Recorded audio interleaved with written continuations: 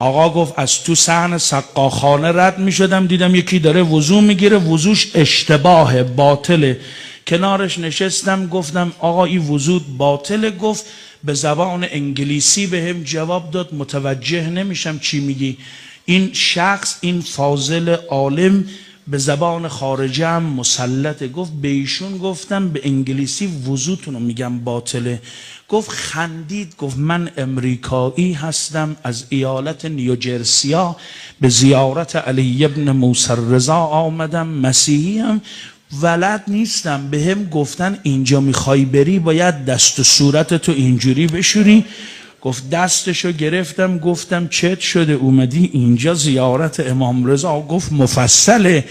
گفتم عاشق این مطالبم، هر چه زمان بخواد میگذرم فقط بشنوم. گفت رو کرد به من، گفت من خلبانم، امریکاییم، تو ایالات مختلفش امریکا غالبا کار پروازی انجام میدم.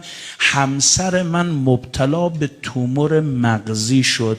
دکترای امریکا گفت دست رد به سینم زدن، گفتن هیچ خرجش نکن، 6 ماه هم دیگه بیشتر زنده نیست، فقط بذار از این 6 ماه لذت ببره، از این 6 ماه باقی مونده عمرش بهره ببره. گفت واقعا دیگه قرار نبود کاری براش صورت بگیره، دیگه آخر کار آب پاکی رو دستم ریخته بودن. یه روز اومدم فرودگاه، پرواز داشتم، رئیس فرودگاه های ایالت ما یه آقایی مسلمون اسمشم عماد، شیعه است. گفت تو فرودگاه با رئیس کل فرودگاه های ایالت نیوجرسیا روبرو شدم، حالا احوال کرد. گفت چرا گرفته ای؟ گفتم زنم مریضه، تومور مغزی داره، دکترا ردش کردن، چنینه چنانه، گفتن 6 ماه دیگه هم بیشتر زنده نیست. از بابی که آدم خوبیه دعا میخواد بخونه برای زن منم دعا کنه بهش گفتم. بعدم گفتم حالی برات حاصل شد زن ما رو یادت نره. سری تکون داد، ناامید نباش خوب میشه.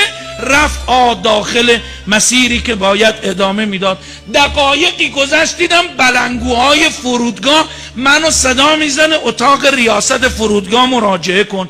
وارد اتاق ریاست شدم، همین رئیس کل فرودگاه رو دیدم پرونده منو ورداشته داره نگاه میکنه.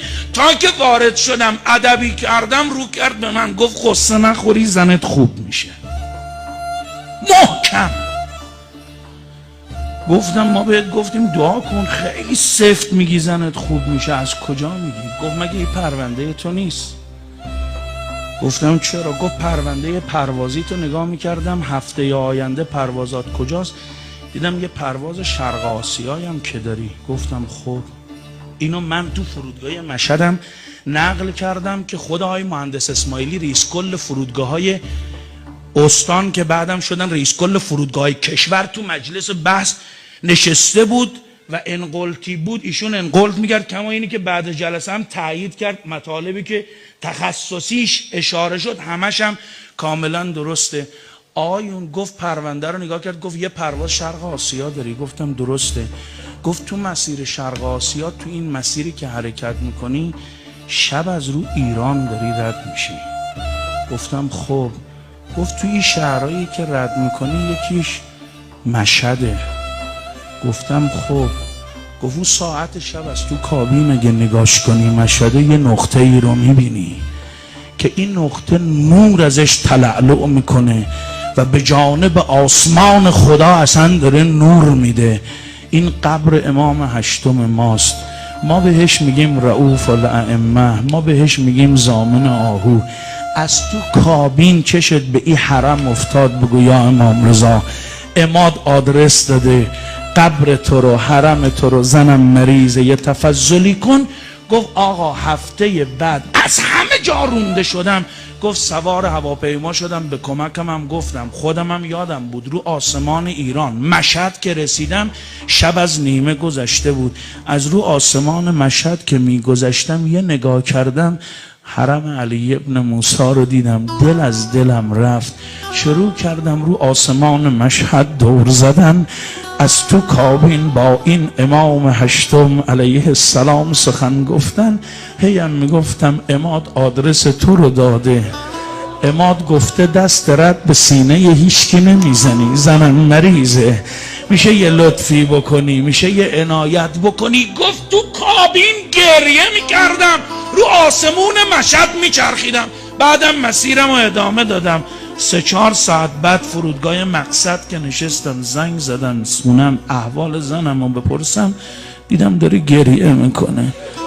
گفتم زن چته داری گریه میکنی؟ گفت امام رضا کیه؟ گفتم زن نمیفهمم چی داری میگی. گفت من خوابیده بودم تو خونه، یکی دیدم وارد شد، فرمود پاشو.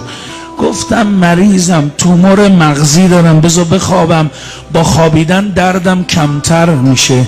فرمود من بهت میگم پاشو. گفتم تو که هستی؟